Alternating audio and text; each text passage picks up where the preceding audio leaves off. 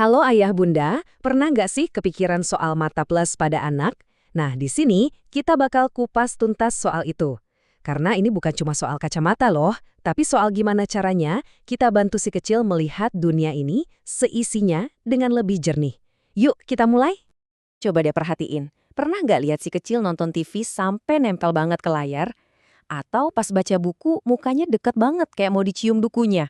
Mungkin juga dia jadi sering kucek-kucek mata, ngeluh pusing, atau malah jadi rewel kalau diajak menggambar. Ternyata ini bukan sekedar kebiasaan loh, ini bisa jadi cara mata mereka ngasih kode kalau ada yang nggak beres. Oke, ini dia agenda kita hari ini. Pertama, kita cari tahu dulu, kenapa ya anakku begitu? Terus kita bedah apa itu mata plus dengan bahasa yang gampang banget. Setelah itu kita lihat apa dampaknya buat anak, gimana solusinya, dan yang paling penting, kapan kita harus bawa si kecil ke dokter. Lengkap kan?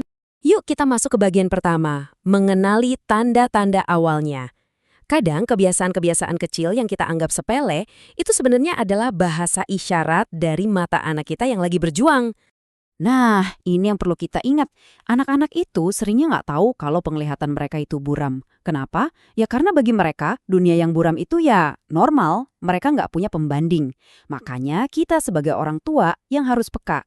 Coba perhatiin deh kalau mereka sering kucek mata, miringin kepala pas lagi fokus, atau tiba-tiba jadi malas baca padahal tadinya suka. Itu semua petunjuk penting. Oke, sekarang kita masuk ke intinya. Sebenarnya apa sih yang terjadi di dalam mata anak kalau dia punya kondisi hiperopia atau mata plus? Tenang, penjelasannya simpel kok. Nggak akan pakai istilah medis yang bikin pusing. Jadi gini, hiperopia atau mata plus itu intinya adalah masalah fokus. Coba bayangin mata kita itu kayak proyektor, dan retina itu layarnya. Nah, di mata plus, gambar yang harusnya jatuh pas di layar, malah jatuhnya kebablasan sampai ke belakang layar. Akibatnya, ya objek yang dekat jadi kelihatan buram. Penyebab paling umumnya adalah karena bola mata si kecil ukurannya sedikit lebih pendek dari yang seharusnya. Nah, ini dia perbandingannya. Kelihatan banget kan bedanya? Kalau mata normal, cahaya itu mendarat dengan sempurna di retina. Gambarnya jadi tajam. Tapi kalau di mata plus, fokusnya lewat ke belakang. Inilah yang bikin otot mereka harus kerja super ekstra buat narik fokus itu balik lagi ke depan. Makanya mereka jadi gampang capek, pusing, dan matanya lelah. Biar lebih kebayang, mata plus atau hiperopia ini punya dua saudara lain. Ada mata minus alias miopia. Ini kebalikannya. Bola matanya terlalu panjang, jadi fokusnya jatuh di depan retina. Satu lagi ada silinder atau astigmatisme. Ini karena korneanya nggak rata sempurna, jadi fokus cahayanya nyebar. Intinya, ketiganya ini sama-sama variasi cara mata salah fokus aja. Lanjut ya ke bagian 3. Kenapa sih kita harus peduli banget sama hal ini? Soalnya, mata plus yang nggak dikoreksi itu bukan cuma bikin pandangan buram. Dampaknya bisa serius ke proses belajar dan tumbuh kembang si kecil. Coba lihat angka ini, 20%. Ada sebuah penelitian yang menemukan kalau anak umur 4-5 tahun dengan mata plus yang nggak pakai kacamata, waktu fokus mereka pas baca buku itu bisa berkurang sampai 20%. Artinya apa? Mereka jadi jauh lebih gampang capek dan susah konsentrasi pas lagi belajar. Ada juga resiko jangka panjang yang lebih serius, namanya amblyopia atau sering disebut mata malas. Ini bisa terjadi kalau salah satu mata punya plus yang jauh lebih tinggi dari mata satunya. Otak kita kan pinter ya, jadi bingung nerima satu gambar jernih dan satu gambar buram. Akhirnya, lama-lama otak akan milih buat matiin atau cuekin sinyal dari mata yang buram itu. Nah, kalau nggak ditangani dari kecil, ini bisa jadi permanen loh. Dan dampaknya nggak berhenti di situ aja. Bayangin, anak kita sakit kepala terus-terusan, atau susah konsen di kelas yang mungkin malah disangka nakal sama gurunya. Minat belajarnya jadi turun. Bahkan kerja keras otot mata yang berlebihan bisa memicu mata juling. Semua ini tuh saling nyambung dan pengaruhnya besar banget buat pengalaman belajar anak. Oke, cukup soal masalahnya. Sekarang kita ke kabar baiknya. Masalah ini tuh sangat bisa diatasi. Yuk kita bahas solusi praktisnya di bagian keempat ini. Proses periksa mata anak itu nggak semenakutkan yang dibayangin kok.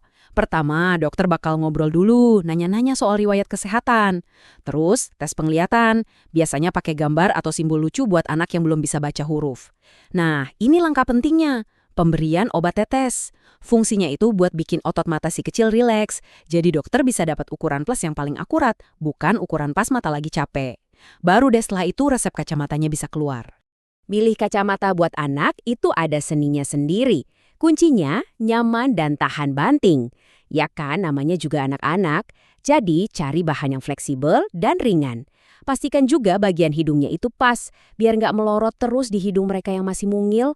Ukuran framenya juga jangan kegedean. Dan yang paling penting, cari gagang yang melengkung di belakang telinga. Ini nih, yang bikin kacamata aman nggak gampang jatuh pas mereka lagi lari-larian. Dan ingat ya, pakai kacamata itu bisa jadi pengalaman yang positif kok. Seperti kata Dr. Hirsch Pharma, waktu kita dukung anak kita itu sebenarnya lagi bantu membangun kepercayaan diri mereka loh. Jadi, libatkan mereka pas beli kacamata. Biarkan mereka pilih model dan warna yang mereka suka. Biar mereka bangga pakainya. Terakhir, dan ini super penting. Kapan sih waktu yang tepat buat kita bertindak dan langsung bikin janji sama dokter mata? Jangan ditunda-tunda ya. Ini dia checklistnya. Wajib ke dokter kalau anak gagal tes mata di sekolah atau kalau di keluarga ada riwayat masalah mata. Kalau tanda-tanda yang kita bahas tadi muncul terus-terusan atau anak mulai ngeluh pandangannya kabur dan pusing, itu udah lampu kuning. Apalagi kalau matanya kelihatan juling, walaupun cuma sesekali. Jangan ditunda lagi ya.